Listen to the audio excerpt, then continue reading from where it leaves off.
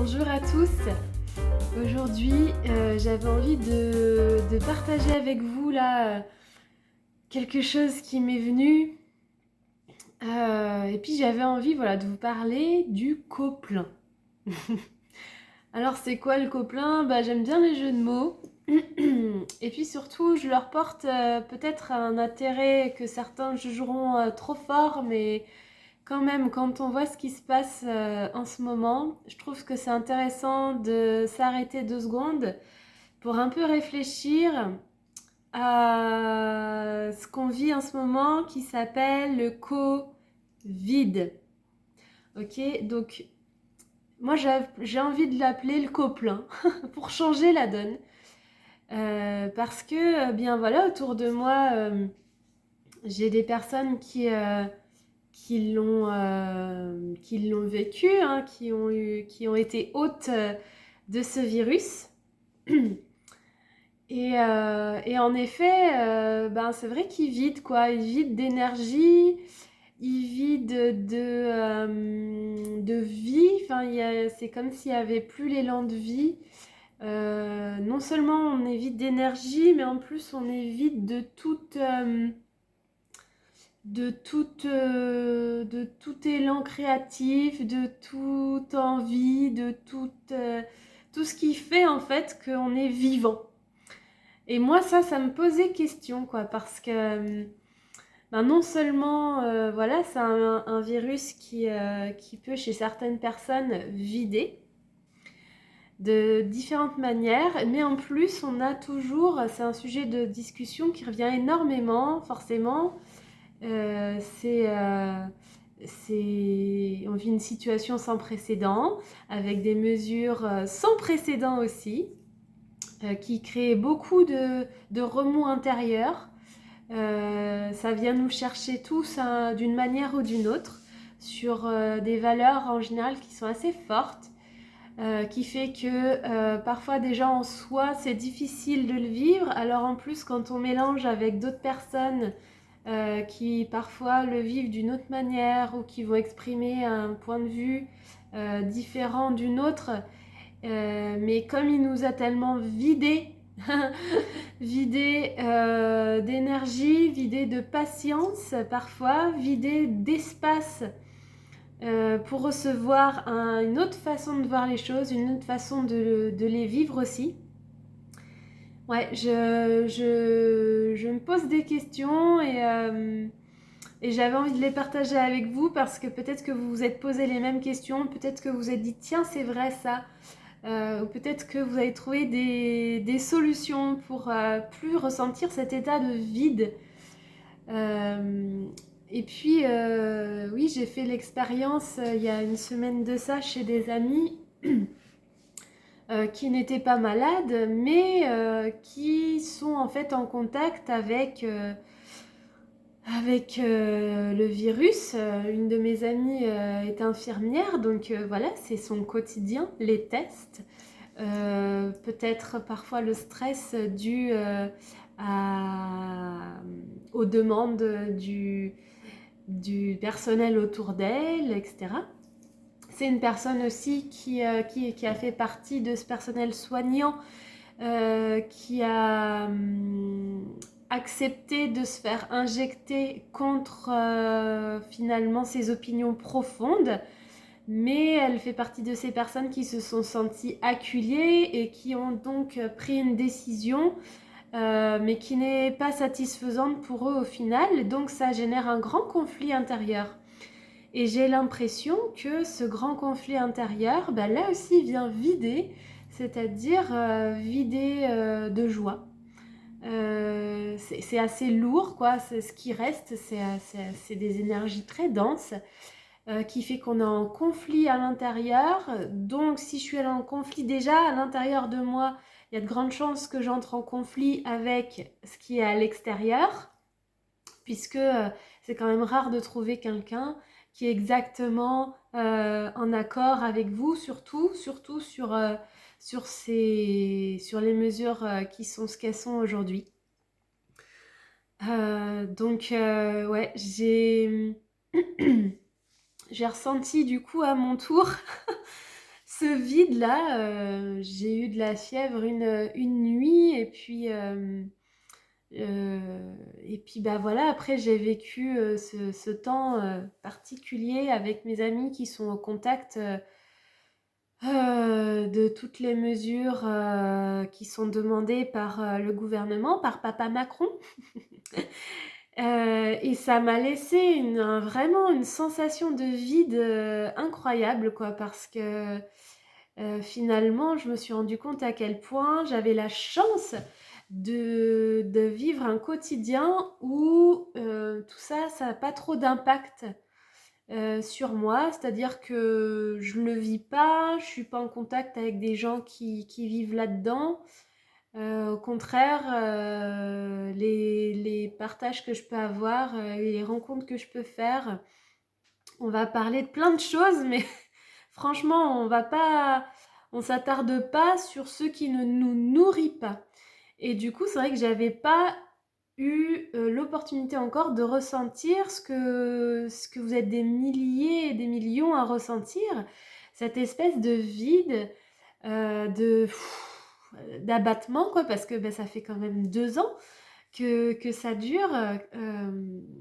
Le stress, la peur, la culpabilité, hein, merci le cocktail Molotov pour s'en extraire. Quand c'est notre quotidien, il faut quand même une grande force intérieure. Il faut savoir prendre du recul sur les émotions, il faut savoir être aligné en soi. Et pour ça, il faut aussi des ressources. Sauf que si je me sens vide d'envie, je sais même pas en fait vers quelle ressource aller. Et ça, à mon sens, c'est un grand danger, dans le sens où ben, si je suis vide d'énergie et que je n'ai plus de volonté, que je n'ai plus de désir, qu'est-ce qui fait de moi quelqu'un de vivant? Mais vraiment vivant, c'est-à-dire plein de vie, envie, avoir des envies. Vous voyez le langage des oiseaux, ce qui vient nous apporter aussi.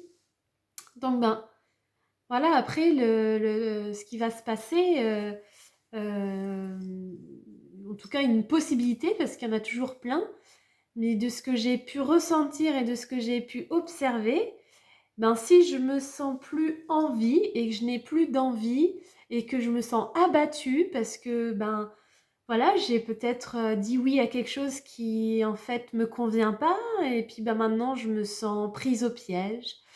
Et puis peut-être que ça a généré du conflit autour de moi et que ça a coupé des relations qui étaient en fait bonnes pour moi, qui m'apportaient des choses. Et puis aujourd'hui, bah, il n'y a plus que ce sujet-là, il n'y a plus que ce sujet de conversation. Et puis ben, pour aborder des sujets qui ont une forte charge émotionnelle, il faut quand même développer un peu son intelligence émotionnelle pour pouvoir être OK avec son point de vue et avoir assez d'espace d'accueil pour ben, tout simplement accueillir ce que je disais au début, c'est-à-dire une autre façon de voir les choses, une autre façon de les vivre. Ça ne veut pas dire chercher, être OK, se laisser convaincre ou quoi, ou changer d'avis. Juste accueillir, c'est juste ça. Et même ça, ben, en fait, on s'aperçoit que c'est trop demandé bien souvent. Ce qui génère encore plus de conflits. Parce qu'on se sent malmené par les obligations parfois de notre hiérarchie, on se sent malmené par les textes de loi et ce que la société nous propose aujourd'hui. Et ainsi, en plus, il y a des gens à qui on tient, qui expriment une autre réalité, qui nous ramènent au choix qu'on a dû faire et qui ne nous plaît toujours pas. En fait, c'est comme si on était une boule de flipper, le gouvernement, la société, le stress, le travail, les opinions des autres, et on se sent malmené. Bon, mais c'est une autre histoire. On peut pas aborder tous les sujets. Mais voilà, du coup, j'avais envie de parler du coplin. Et ben, je vous invite à faire le switch quand vous en parlez. Parce que, mine de rien, Tesla et Einstein nous l'avaient dit, ils avaient découvert que tout est énergie. Nous, dans la matière, là, on peut se toucher parce que nous vibrons de manière tellement basse que on peut voilà, toucher, il y a la matière. Mais cette matière vibre quand même. On peut vibrer l'amour, on peut vibrer la joie, on peut vibrer la tristesse, on peut vibrer la peur. D'ailleurs, c'est un outil qui a été utilisé et qui est encore utilisé dans toute cette histoire aujourd'hui. Quoi que soient vos convictions, vous avez très bien pu la ressentir, cette peur qui plane là au-dessus de nous, avec la culpabilité de surcroît. Et bien tout ça, voilà, ça a été... ce sont des vibrations, ni plus ni moins. Et le souci avec ces vibrations de peur et de culpabilité, c'est que ça va continuer à nous vider, quoi. Donc, oui, Covid, de coopérer, de faire ensemble, oui, vidons-nous tous ensemble. Eh ben moi, je dis non. On est encore libre de dire non à ça. Et s'il vous reste une liberté par rapport à votre travail, peut-être où vous avez eu des obligations, ou je sais pas, vous avez peut-être cru, peut-être que vous avez fait une injection par conviction et que peut-être vous changez d'avis, enfin peu importe les cas de figure, il y en a autant qu'il y a de personnes. Moi, ce que je vous invite à faire, c'est tout simplement parler du copain ou juste pas en parler du tout. Mais bon, c'est pas toujours facile. Parce qu'à force de dire Covid, on Covid, c'est même devenu un verbe, quoi. Covidon, il est covidé, etc. Mine de rien, on va à ce moment-là vibrer la vibration du vide.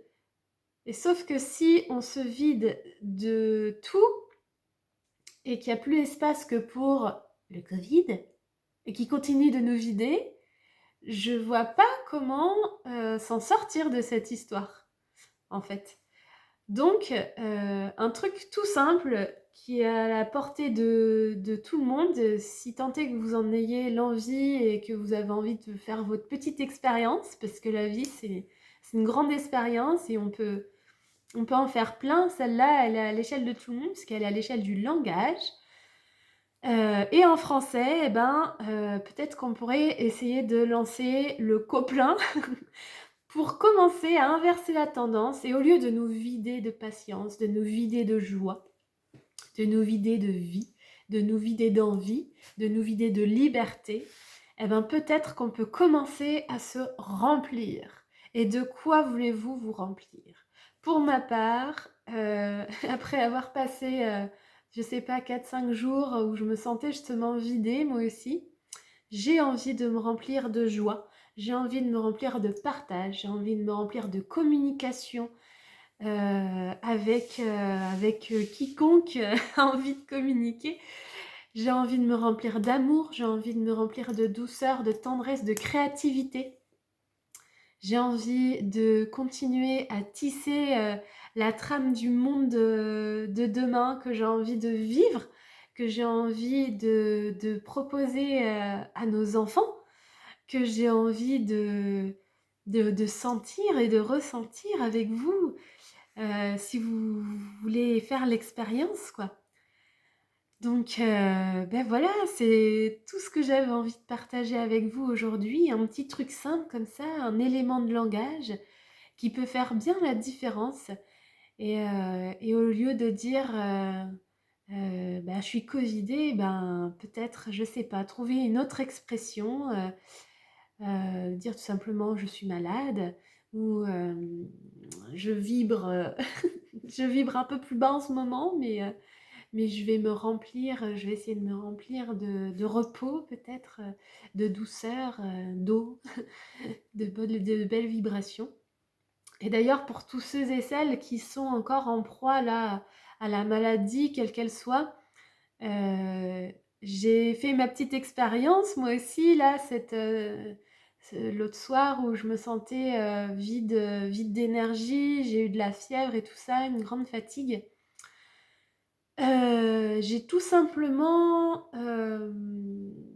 parlé à mon corps, entre guillemets, comme quand on médite finalement. Et au lieu d'être en lutte contre ces énergies qui me rendaient fiévreuse et très, très fatiguée, etc., Je me suis dit, bon, je vais pas m'infliger une double dose de lutte, quoi. Mon corps, il lutte déjà contre quelque chose qui lui plaît pas. Je vais pas en plus me mettre dans un mindset de lutte.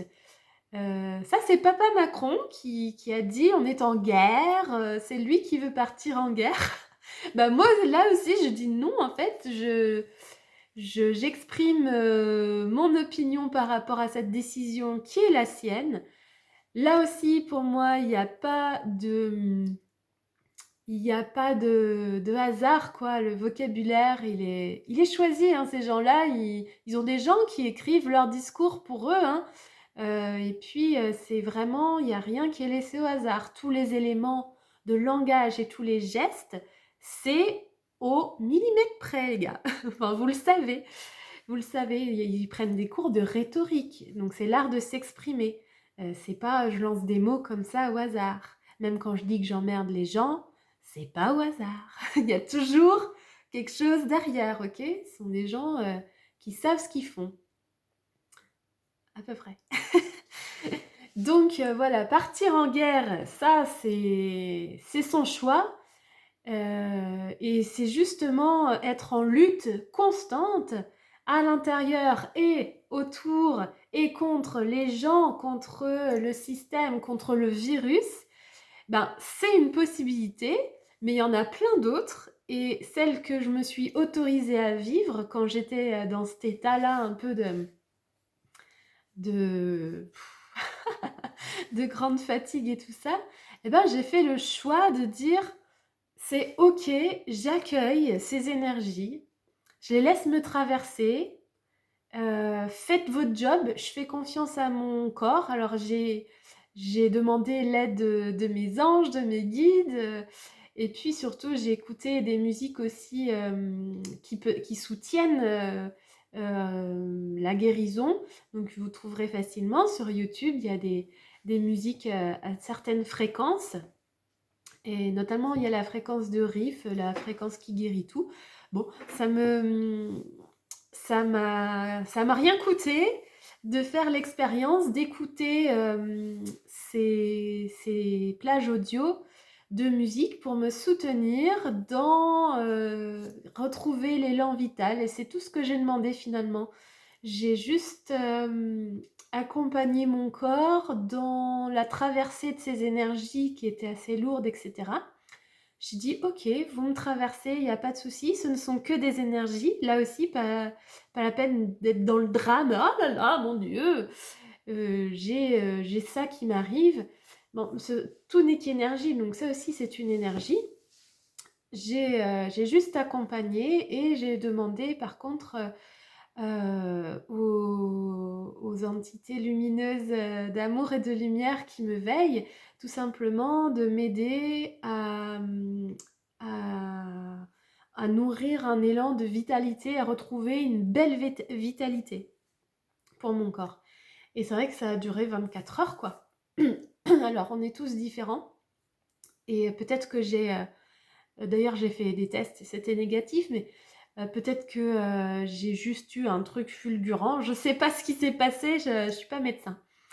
Mais je voulais juste vous partager ça aussi, ouvrir les possibles sur les façons de vivre la maladie, façon de percevoir aussi les énergies qu'on appelle maladie, virus, etc.